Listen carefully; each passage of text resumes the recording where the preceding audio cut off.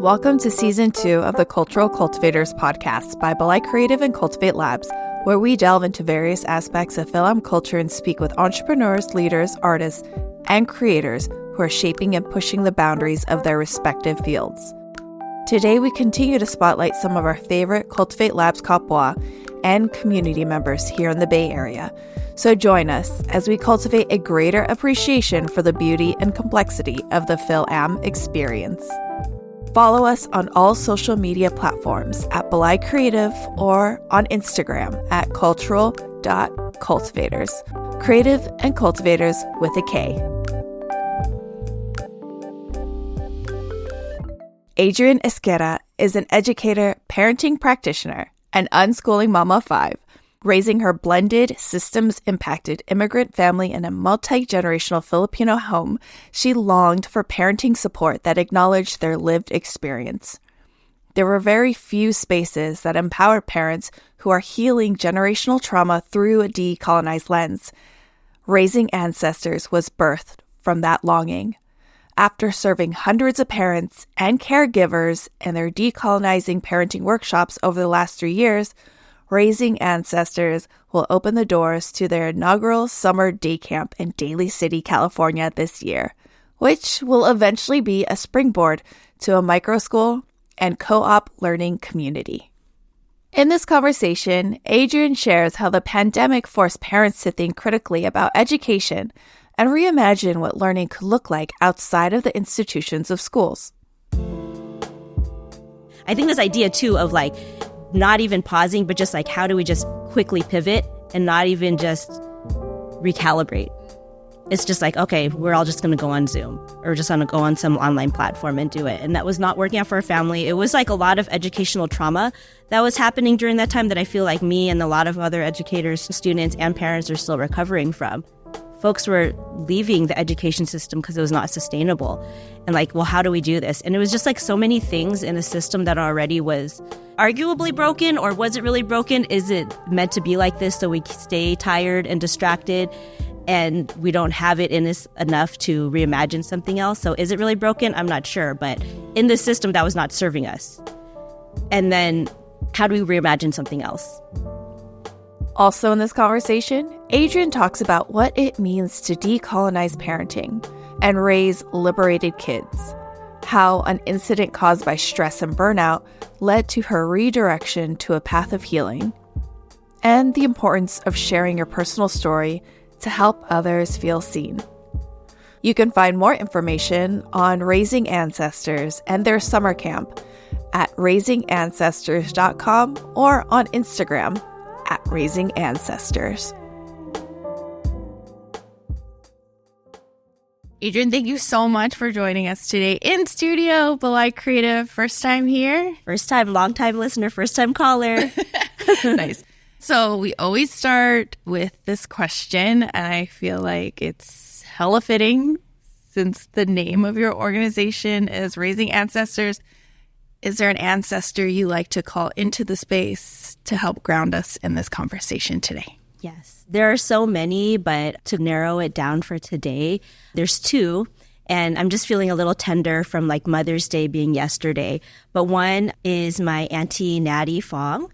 She's my ninang, and she did a lot of community organizing and work out in Daly City, specifically in the Jefferson Unified School District, in the PTA. And tomorrow, actually, May 14th, is Natty Fong Day in Daly City. So holding her close, I get a lot of my activism from the work that she did. So I'm calling her in today, and I'm calling in my sister-in-law, Frances Maria Esguerra. She is the mother. It's weird when I say this to folks, the mother of my children, in that we've been co-parenting kids for a long time. I have 5 kids, and the 3 eldest are her children that she birthed. And she was in and out of incarceration throughout their childhood. And my partner and I and the village tended to her children while she was away. And shortly after her longest stint inside, she had passed away. And a lot of our roles as parenting people were formalized. But still, a lot of the work that I do in Raising Ancestors is inspired and guided by her. So definitely calling her in. Thank you. Whew.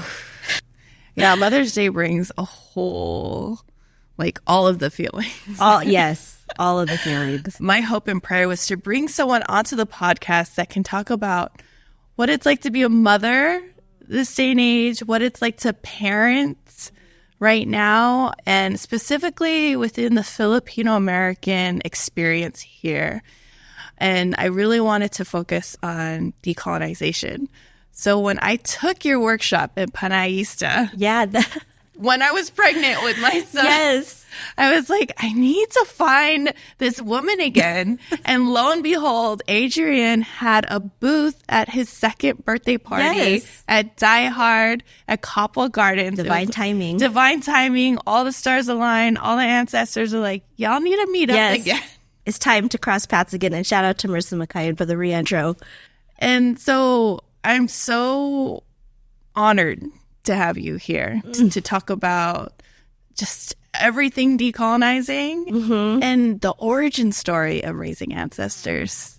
Yeah, definitely. And I'm just really grateful to be on here in this space with y'all and to be like interviewed and to talk about this stuff, because I feel like a lot of times like there's been kind of like imposter syndrome, but like just this idea of like, wow, people are interested in what the work that we're doing. I'm literally just doing the work that I feel called to do with the folks that I feel called to do it with.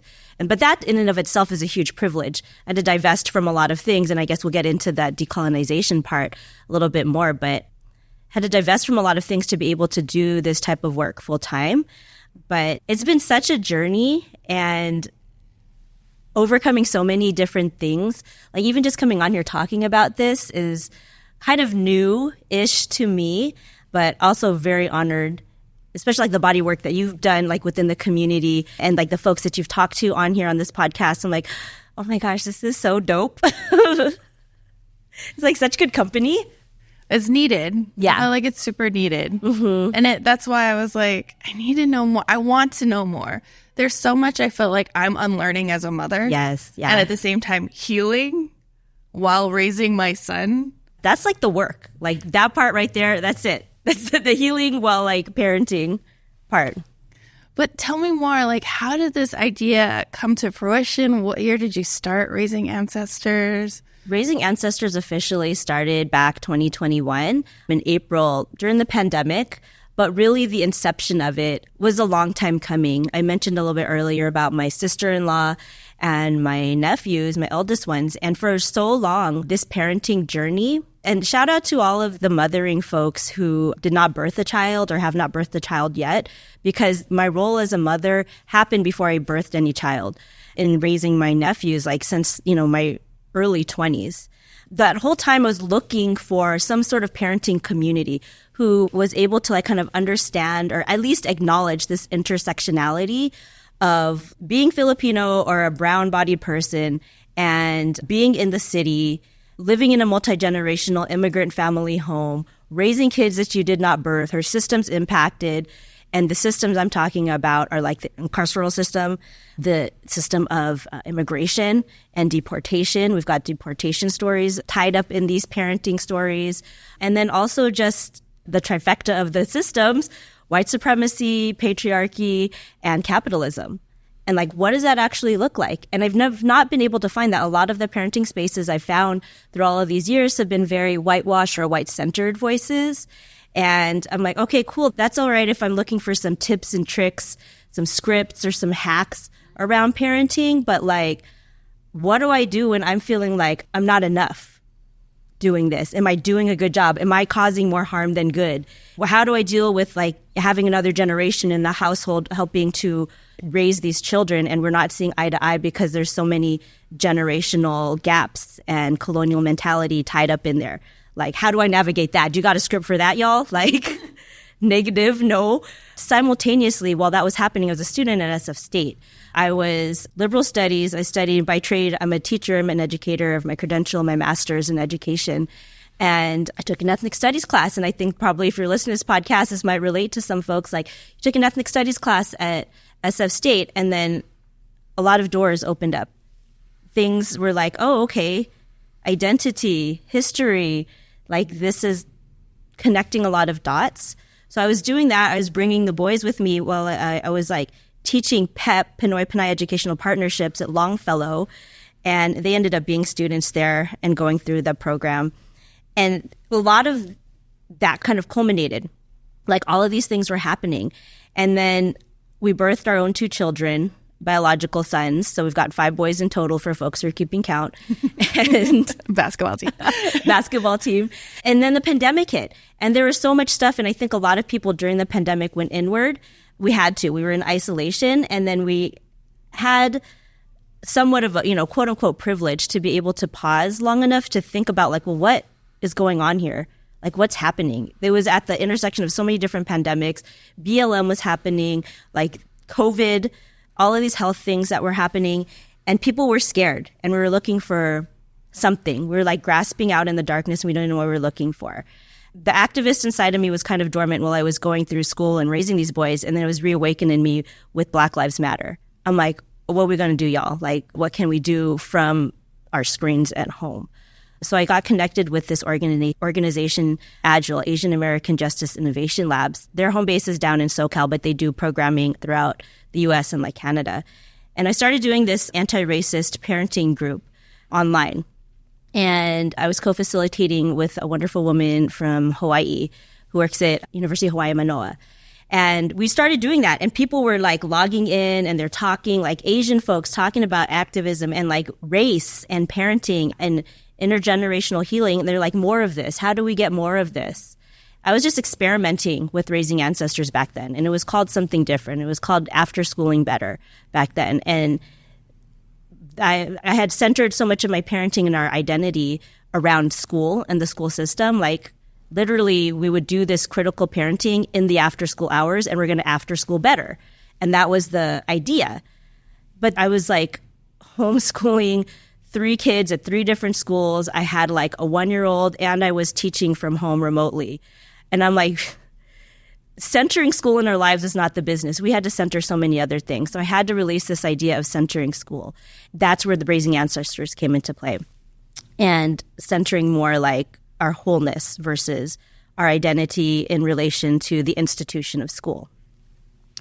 So Raising Ancestors was born out of that time, and I just started teaching like workshops, refining like what am I talking about, who am I talking to, who cares, like who even cares about this. And I just started teaching these series of decolonized parenting workshops, and everything just kind of grew from there. Oh my gosh, that's so powerful. I love what you said about it not being centered around an institution. Yeah. That really is. If you think about the birthplace of the schooling system, it was really just to create more factory workers for the entitled rich folks. So. Exactly. Yeah. How do we get people to like toe the line and become employees and do that in a replicatable way? And we needed to reimagine education and learning outside of the perspective of the institution of school. That was really getting driven home like by how Zoom classes were just not doing it. I feel like it was such a missed opportunity to really rethink how education was going, because everybody had to really pause and think about like, well, how are we going to educate folks and keep this and not skip a beat? I think this idea too of like not even pausing, but just like, how do we just quickly pivot and not even just recalibrate? It's just like, okay, we're all just going to go on Zoom, or just going to go on some online platform and do it. And that was not working out for our family. It was like a lot of educational trauma that was happening during that time that I feel like me and a lot of other educators, students, and parents are still recovering from. And simultaneously, I was working in a children's hospital as a teacher. Inside this hospital, there's a public school, and I was one of the educators there. And half of us stayed on site at the hospital, and then the other half, because we had to limit people coming in and out of the hospital, I worked from home completely. And figure out how to meet with this population that I think oftentimes is like the most marginalized population in school systems. Kids who are pediatric patients, who are chronically ill, who are sick, who are dying, who have invisible diseases that a lot of schools don't understand how to navigate and how to serve them, or kids who are having mental health issues that they're just not able to be present in the regular way and get all the attendance and the money associated with kids being present every single day at school. That's how public schools are funded. And it was just like a push to get kids back at school in some way so they can collect the funding. And like, there's so much more behind that. Like, there's so much more humanity that is just not being recognized in schools. We're not able to understand that. And my job there was to kind of teach them how to really honor an IEP plan, an individual education plan, a 504 plan, and how do we really get these accommodations in a meaningful way in the time of a huge teacher exodus. Folks were leaving the education system because it was not sustainable. And well, how do we do this? And it was just so many things in a system that already was arguably broken, or was it really broken? Is it meant to be like this so we stay tired and distracted and we don't have it in us enough to reimagine something else? So is it really broken? I'm not sure. But in this system, that was not serving us. And then how do we reimagine something else? So we're really focusing on the two-pronged thing of the parenting part of it, decolonizing parents and caregivers. And when I say parents, I'm referring to biological step-parents, adoptive parents, surrogate parents, aunties, uncles, titas, lolas and lolos and the ates and the kuyas and everybody, older cousins and siblings who have that role. Even community folks, coaches, the social workers, advocates. So when I say parenting, that's who I'm referring to. Folks who are decolonizing. And then what do we do with the school entity here? How do we tackle that part of it, the parenting job? Yeah. It's a lot. It's a lot. It's a whole lot. So we have listeners all over the world. And maybe you can explain to folks this idea of decolonizing, especially when it pertains to us here in America. That's a good question because, yes, the word decolonization does innately center the work of the colonizer. And I think that's what we're trying to unravel and unpack is the role that the colonizer has played and how do we name it and then kind of distance ourselves from that and reimagine something different, re-indigenize. So decolonization, I think for a lot of folks, it can be kind of this out there academia type of term, right? I was just talking about this when I was guest speaking at a class at Skyline College last week. And shout out to Dr. Rod Dausmagbol and his class there. But I think a lot of times we think it's something way out there. But in reality, it's something that you're doing in your everyday life. It's remembering where you're from. It is maybe relearning the language that you never learned or had forgotten because of the assimilation that you needed to do to be accepted in this American world. And that's something that happened with my parents. We lost our language when they immigrated here. And really reclaiming that in a way that I feel it feels liberatory to you. And I've been vacillating between using the word decolonization and talking about the work that we do, which is very much important, but then also centering the liberation aspect of it.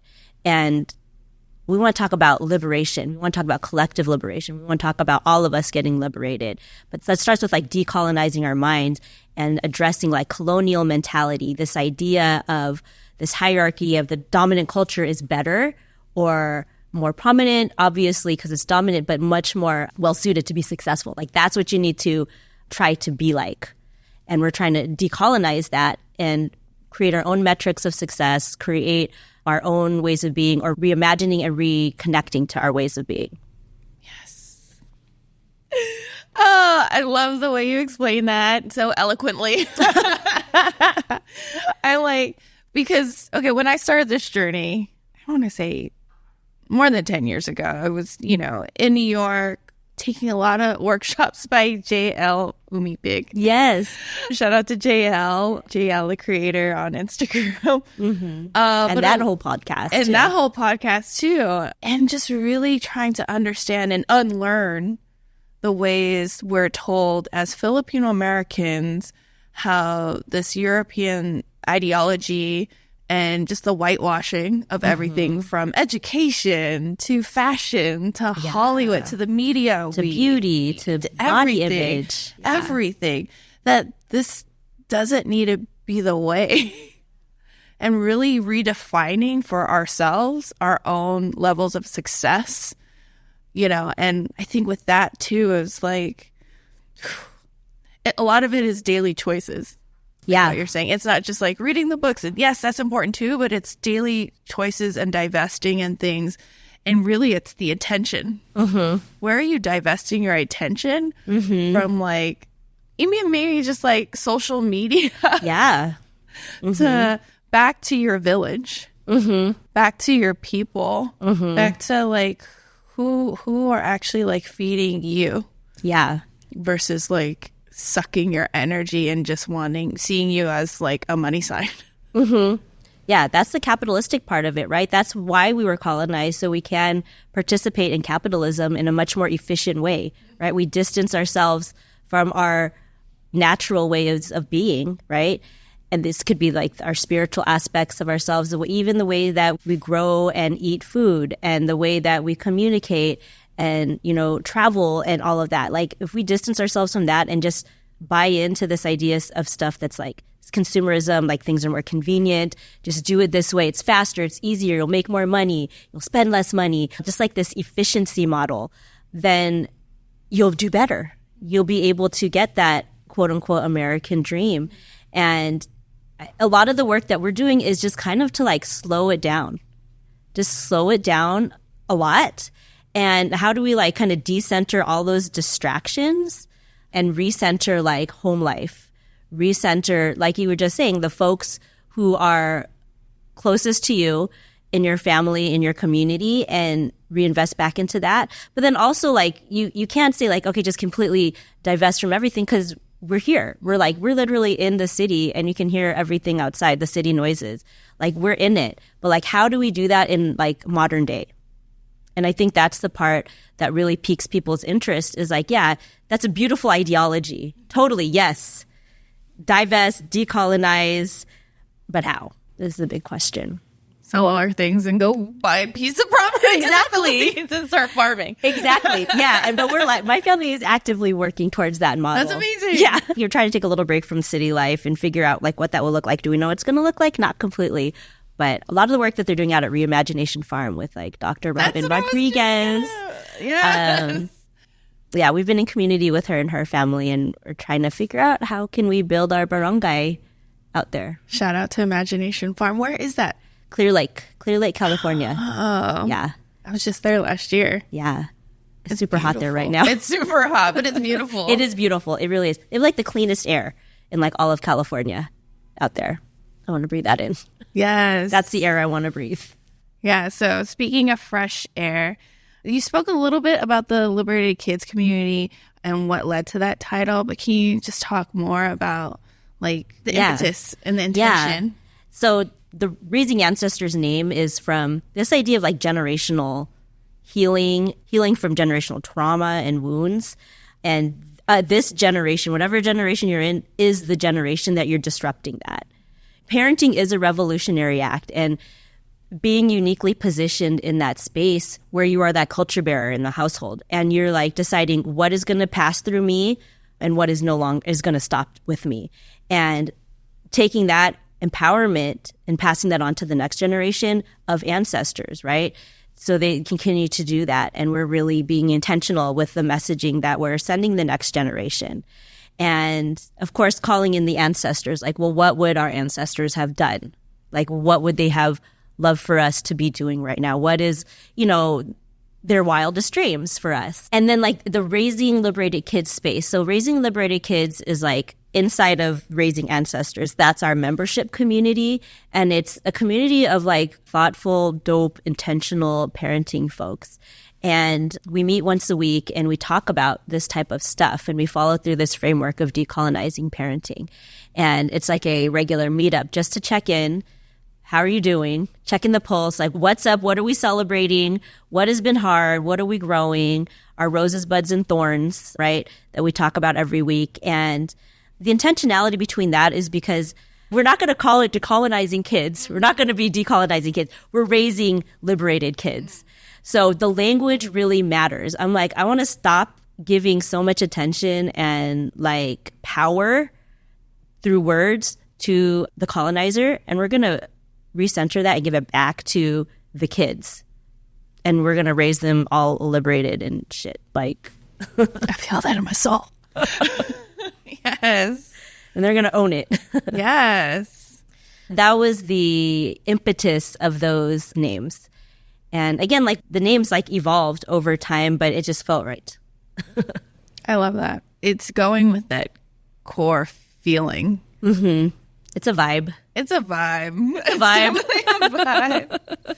Speaking of vibes, what are the core principles or methods you use in your workshops to help parents integrate this liberation and liberated practices? Yeah. So a lot of these decolonizing parenting workshops and the framework that we kind of move through within Raising Liberated Kids, and we've been teaching this at like elementary school level to the parents of the children of the elementary schools.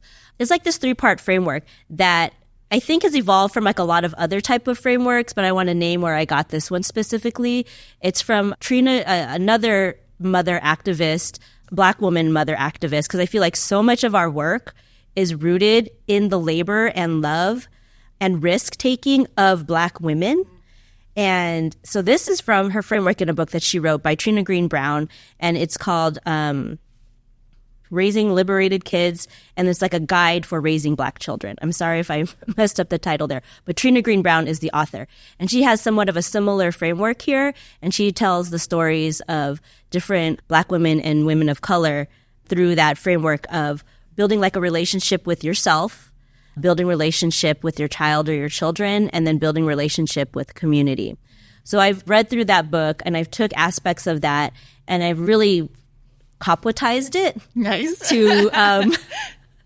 to that's a word by Carolyn Sadeko. She just copwatizes everything and put it into like, you know, to re-indigenize, to put it into like the Filipino, Filipinx American lens and the decolonial lens. So that's one of the main frameworks that we go through. And another one that we just kind of started is similar. I call it our baby podcast. It's our Kwentuhan series. So Kwentuhan, story sharing or storytelling, like everyday story sharing with the intent of political action and as a form of medicine and healing. And we're just like inviting like dope ass parents on to come and talk about their parenting journey and just share their story. Like one is to give folks a voice, like in a platform to share it. And then 2 is to document it, because when we look back on this 5, 10, 20 years ago in the future, and they're looking like, well, who was talking about these ideas of liberated parenting, decolonizing parenting, and raising up ancestors? Who's talking about these things? And then we'll reference the guests, like other, you know, folks who are thought leaders, and maybe they have a platform or maybe they don't. But like we're talking through it and other folks are listening to it, and they're like, there's something in that aspect of that person's story that resonated, and that gives them that hope or that acknowledgement of like, okay, I'm following these breadcrumbs. I'm somewhere on the right path. I'm going to keep on going because it's not just me. I'm not the only one. Like someone else is also struggling with this. Someone else has had similar circumstances. Like I don't feel as ashamed trying to experiment with this new way of parenting. So Kwentuhan is this other framework. We've had amazing guests so far this year. We've got some amazing other ones lined up, and it's just been like really healing. And it's not open to everybody. I call it a baby podcast because I feel like as we're pushing the envelope in a lot of this stuff, these conversations and these learnings are really sacred, and they're not for everybody. And it's shared and recorded for folks who register, and then they get the recordings. But it's not like open for everybody because I'm not ready to share that part of myself yet. And I think for some of these folks, they're just beginning to peek out and be able to speak and articulate where they're at in this paradigm shift. So it's like a safe and sacred space for them to kind of talk it through in a somewhat of a public place to do it. So that's another one, is like giving voice to our community to talk about their story. It's a beautiful way of holding space for folks as they navigate parenthood. Yeah. In a new way. Oh my gosh. Yeah. I was thinking about that today. Mother's Day was yesterday. Mm-hmm. Like just being a mom, period. Mm-hmm. There's always like this thing on social media, society, you're not doing enough. And you're also doing too much. Mm-hmm. So on top of those two things, how are you also decolonizing and raising liberated kids? And I feel like this pressure, I put this pressure on myself to do it alone. Yeah. So to hear that you hold space, I'm already going to cry. Hey, they were doing it right. It's like this beautiful thing that I wish was just everywhere for everyone. But like you said, I feel like it's so new for folks. I know people are doing it on the East Coast, like JL and the Panay mothers out there and the Black queens all over the U.S. who've probably been doing this work since the 60s. Yes. But also just like, I'm sure there's people all over the world already doing this. So like knowing that there's like this connection and network of folks, like you said, you're not alone. This is also why I feel like Ancestor was like, you need to have Adrienne on this podcast because your listeners get to hear this. Your listeners who are parents who are also feeling so alone in their parenting and wanting, like you said, Kapwa wanting that community, wanting to tap into somewhere that will help navigate them and make them feel less alone. Yeah, because I think a lot of this is just like really isolating work. Being a parent in America right now, no matter your background, where you're from, it's you and the people in your house. And unless you intentionally reach out and you talk about this type of stuff in a meaningful type of a way, you're just going to be judging yourself against what you know and what you see. And the stuff that people put out there, like on social media and in just like media in general, it's like these idyllic type of family structures and dynamics that are just name it as white gentle parenting. White gentle parenting is a thing. And we need to be able to know that we can take up space and we can ask these hard questions. We can experiment and do these different things. And we're not alone in doing it. But if you're just going to depend on the folks who you pass by at pickup and drop off time at school or daycare or whatever, dance lessons, and you just have those kind of quick conversations, you're not going to get the fullness of like what the parenting journey is, right? Unless you decide to go deeper with somebody that you feel safe enough to do it with.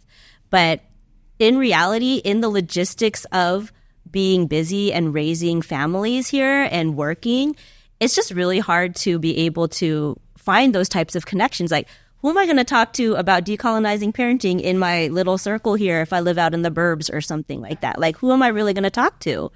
And I think that's where like podcasts and things like this that kind of bridge the gap and talk to people like virtually and connect over time and space has been like really life-saving for a lot of people, because you're just really super isolated and there's something out there and you just have to put that bat signal out. And sometimes it's not safe wherever you're living to put that bat signal out of like, this is what I'm about. This is my liberation. This is my truth. This is like, no, fuck this stuff. Like, we're not about that. I don't even want to engage in that. Like, I don't feel safe to talk about it. Like, where can I talk about this type of stuff? And if you don't put that bat signal out there, there's not these platforms or people that you can sort of begin to follow and talk to and see yourself reflected in. It's like, how do I even go about doing this in day-to-day life?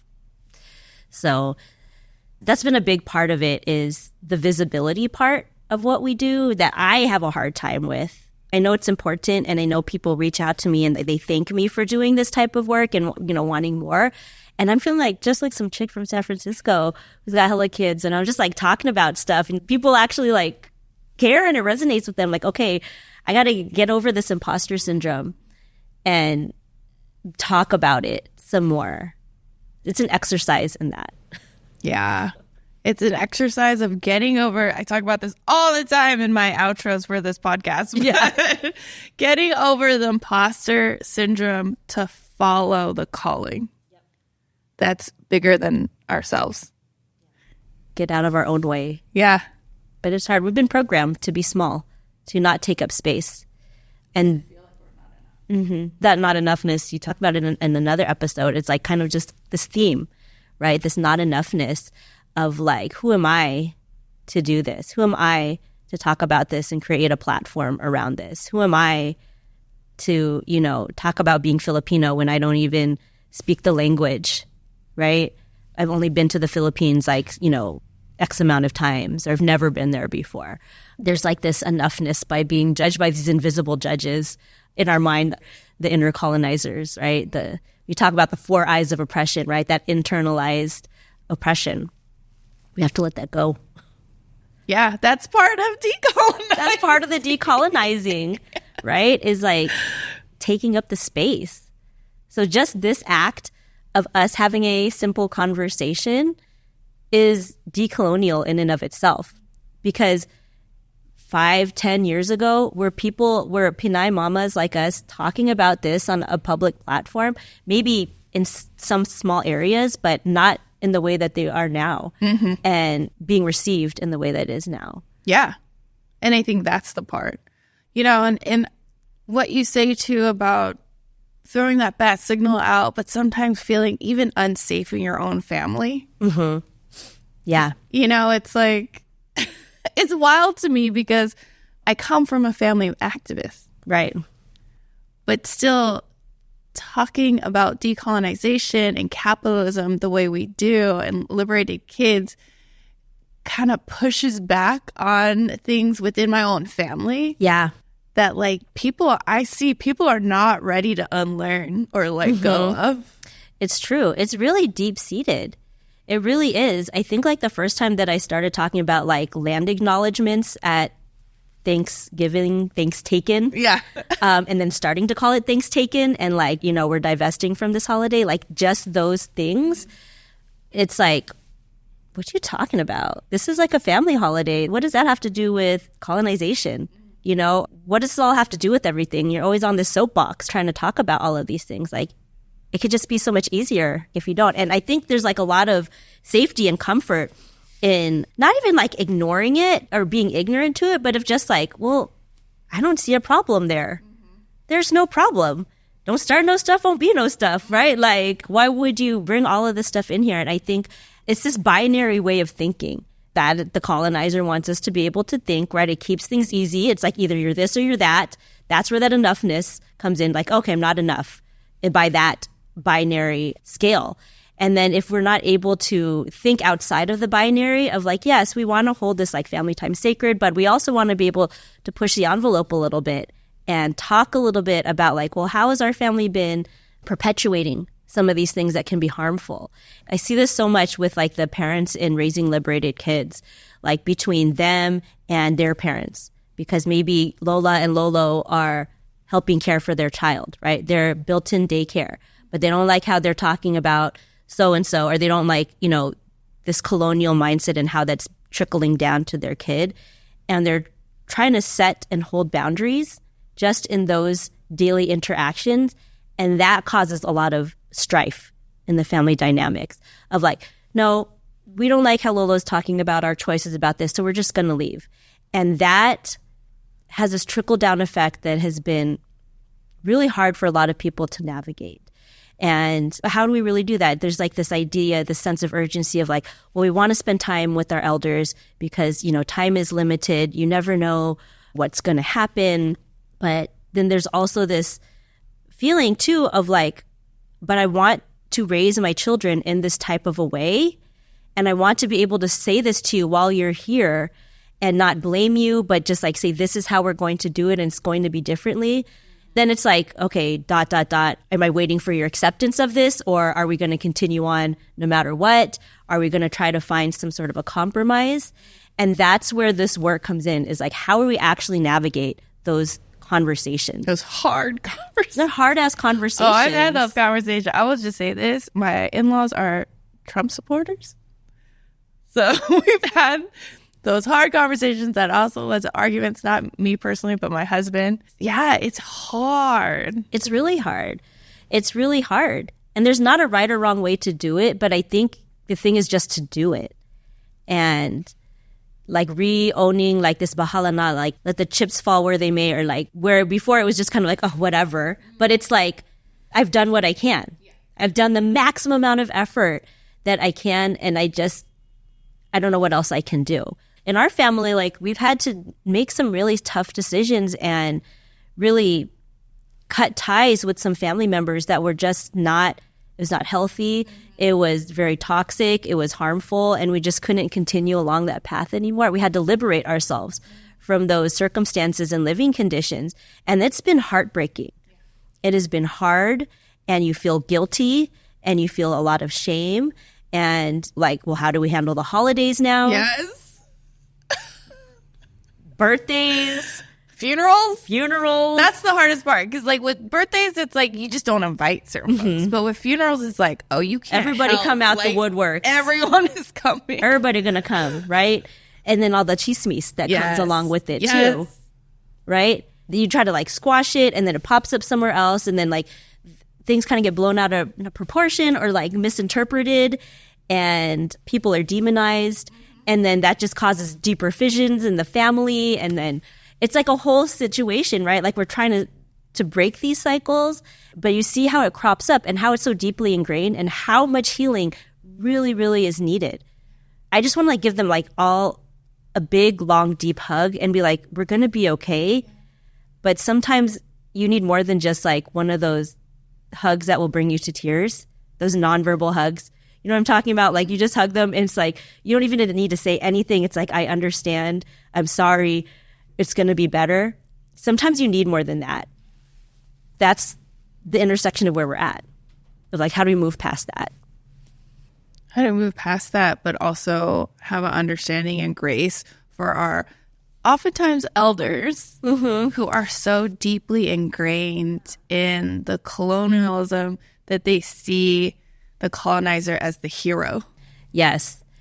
This idea, like, right, like who do we worship? Like what ideas do we worship? And understanding, like, one, it was probably a coping mechanism that kept them safe and surviving so they can live long enough to raise up the next generation, right? And they're like, well, we made it here. We immigrated here. We got you to school. You were able to have your own family and a home. Like, we did something right, right? And they did, right? Yeah. Like, to their credit, like, there was a lot of sacrifices and things I'm sure that they probably were morally challenged by, that they had to make these decisions and do it. And we don't necessarily agree with it because we were not in their shoes. But also, we're moving forward and we're trying to do things differently. And it's this, like, heady cocktail of, like, forgiveness and healing and intergenerational trauma and like frameworks to like get out of it. And like this matrix, things were dodgy and like trying to get out and figure out and navigate. And this is why your work is needed. This is what and I just want to say, like, I'm not a guru or expert or anything, right? There is no such thing as like an expert in decolonization or anything like that, right? There are some really powerful books by some powerful people who pose these questions and these frameworks and definitions and their experiences that I've read and I really resonate with. But it's taken so many centuries to colonize our minds so deeply, and it's going to take that much longer to decolonize and really reimagine something that is truly free and in a new way. Because we're not just trying to go back to pre-colonial times, right? That ship has sailed. But we're trying to take parts of the past, that these other ways of being and knowing and being in right relation with our bodies, with the land, with the water, with our plant and little critter friends, right? Like being in right relation with all of that is going to take a lot of like mental gymnastics to figure out, like, how do we do that? What's that really going to look like? I'm just someone who's like talks about it. I'm no expert by any means. I'm just someone who's like talking about it. I have my own lived experience and I feel somewhat empowered enough to share it to other folks. And they're like, tell me more about it. And I do a little bit more. And it's just like an everyday decision making for me of like, how much more do I want to share? Can I do that's sustainable to me? Because it's a lot to talk about and share, you know, painful parts of your story to people with the, I guess maybe the end game or end goal is, you know, for someone else to relate and feel seen and acknowledged and give them a little ray of hope. So I'm constantly navigating, like, how do I keep filling up my cup and then like parent and do this work from the overflow? What are the ways? So yesterday was Mother's Day, and I have learned that it has become like a trigger. And it's hard to navigate because essentially my motherhood started off by the death of another mother, where I had to pick up and forever take that baton and carry it. So there's a lot of like grief tied up in that. And I think everybody has their mothering stories. So I knew that was coming. And this was the first year that I had the wherewithal to figure out like, okay, I know I've got to prepare for this day. So the Saturday before Mother's Day, I went on this Kapwa as medicine hike. We went on a hike with community. I went to Ginhawa Marketplace out in San Francisco, and I was just in community with like so many great people and artists. And I was just like in the sun. I was chopping it up with folks. I was like doing things that felt good. I was moving my body. I was like donating to causes that felt really important to me. And then also having time for me to just go inward and rest and not be so forward community facing as well.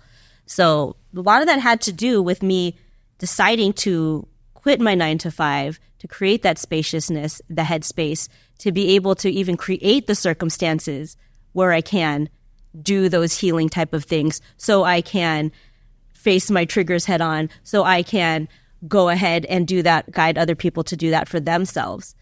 But I had to divest from my 9 to 5 job and clinical work in healthcare. That was important work to me, but it was not sustainable anymore to do both of these, like this liberation work and this clinical work simultaneously. So that was my leap of faith. Like that was me betting on myself. I love that. I love that you had that self-awareness to create and continue to take care of the container that is this work. Because a lot of moms just burn the fuck out. And yeah. We just sacrifice and sacrifice. It's so true. And sacrifice and then end up with resentment and burnout. Yeah. And then somebody's like to blame for that, right? Yeah. Like it's like, oh, it was you. And to be honest, like last year I was in the hospital. It was like some undiagnosed stuff. I thought I had a stroke and I was up in the hospital for a few days. They called the code stroke on me, and then I had to go to months of PT and OT to be able to walk and like have use of my hands. And it was undiagnosed. They couldn't pinpoint what happened. And I had to take time off of work. And I maxed out all of my PTO, everything. I was like on unpaid time off. They didn't know what it was. And I attributed it to like stress and burnout and all of these other intangible things that is not going to show up in an MRI or a CAT scan or in blood work. There is this collective soul loss. There is this burnout, this fatigue, caregiver fatigue that just happens that is not going to show up in any sort of metric in healthcare. And I think a lot of people experience that. Like they'll get to the point of burnout and they're like, something's got to give. And I was at that point, I'm like, I got it. This is it. This is the straw. Yeah. Kudos to you. Congratulations. Thank you. Thank you. It was hard. Yeah. It was the hardest and the easiest thing I ever did. Both. Yeah, to leave that work. I miss it dearly. It was sacred work. I miss it dearly, but I just couldn't do both. But to honor yourself and to hear that in your body, that's huge. Mm-hmm. Years ago, I would have just muted it. I would have kept on going. Like the somatic part of it, like, oh, I just need to work harder. I just need to put my head down. We just need to take a vacation that I can't afford. And put on the credit card. Just charge it and then come back and work hard to pay off the vacation you couldn't afford. And then not take any more time off because you used all of it on the vacation you couldn't afford. That's capitalism for you. Capitalism. So, yeah. So many breadcrumbs that led to that. Okay. How do you seek to evolve these offerings within Raising Ancestors or the Liberated Kids community? And what do you see in the future of this work? There's a lot. There's a lot of work to be done. One thing that we're working on right now is Raising Ancestors has a summer camp coming up. So it was always the intention to do the work with the parents, this liberation work with the parents. They're the culture bearers. They're the ones who are going to make the paradigm shifts in the household, and for them to begin to reimagine something else. And then now, intentionally creating a community for their children so the children can be in community with each other. We have a summer camp in Daly City at our second home in partnership with Kapwa Cultural Center, and it's going to be with Radical Visionary Collective, who's co-directing this, Trina Dilag. We're offering kind of like workshops and like things sourced from folks in the community, like teaching their passion and their skill set to the kiddos and like letting them do that, achieve a state of flow for a little while, doing that. And that's going to be like a springboard into the viability of creating a year-round or like school year-round co-op or micro school where we can really have kids learning at a pace that feels right, that feels natural, and in a decolonized type of a way, from community members being their educators and serving community in the work that they're doing. Like the kids would serve community in their learnings. So that's something that's cooking up. And then also I see like Raising Liberated Kids community, like having different chapters in different geographical areas. We have a lot of mamas in different locations. We're down in SoCal. We have some in New York also. And they're starting to branch out and find their local communities and empowering them to do that, because I essentially want to decenter myself of being like the face and the voice of everything, and empowering the parents and caregivers and the youth to be able to take this and run with it even more. I realize that's my role right now, is to kind of relay this foundation. But I want to decenter myself and have like all these replicatable types of parenting communities and learning communities popping up, and people are able to like, okay, we need that here where I am. I'm empowered and I have the resources to do that for myself and my community.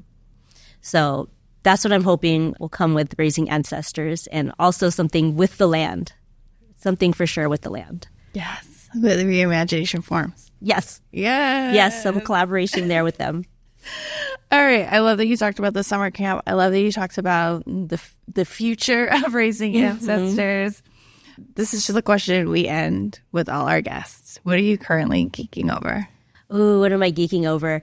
I'm like geeking over this term biomimicry, where like the rhythms and the rituals and the routines of nature is just like replicated in a whole bunch of different aspects of our lives. And we just need to kind of like tune into that a little bit more, and we'll be able to operate in so much more of a natural flow instead of going against things so much. So I'm kind of geeking out about that and like tuning into nature a lot more, and using these ideas of like different seasons that we're in and flowing with that instead of going against like these artificial, like, because time is a tool of the colonizer and it's made up, and like coming out of that. So I feel like we could have a whole Google it. whole hour conversation about time. Yes. And then we have to keep it to time within an hour. Time is a construct of the colonizer. We're going to leave on that note, y'all. Yes. Literally Google it. I love it. Well, thank you so much. Thank you for coming all the way here to Bolai Creative in San Francisco and speaking with us today. We hella appreciate you and the work that you're doing. Thank you so much. I appreciate y'all so much too. Also, where can folks like join and sign up for the summer camp? Maybe it's too late for this year, but next summer? Yeah. Enrollment's still open right now for the summer camp. But you can follow me at Raising Ancestors on Instagram and raisingancestors.com. And, just find me there. Shoot me a DM and we'll connect. But everything of getting involved is all located there. Awesome. Thank you so much, Adrienne. Thank you.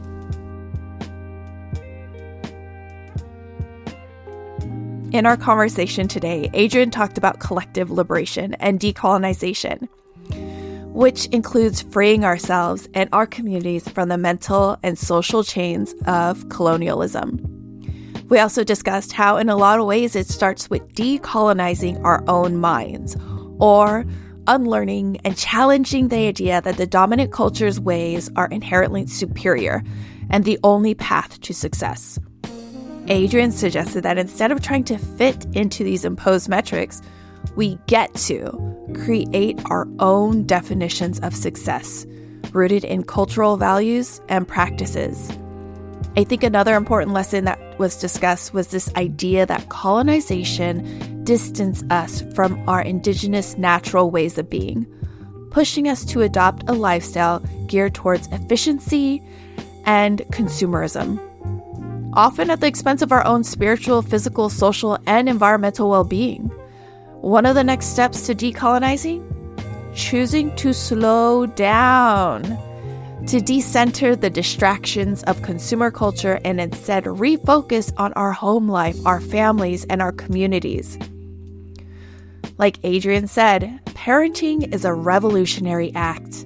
It's about investing in our children, in our relationships, and practices that bring true value to our lives, rather than chasing this so-called American dream defined by superficial material success and the unending consumption of material objects. You know, as a new mom dealing with postpartum, right after my son was born, I found myself addicted to online shopping.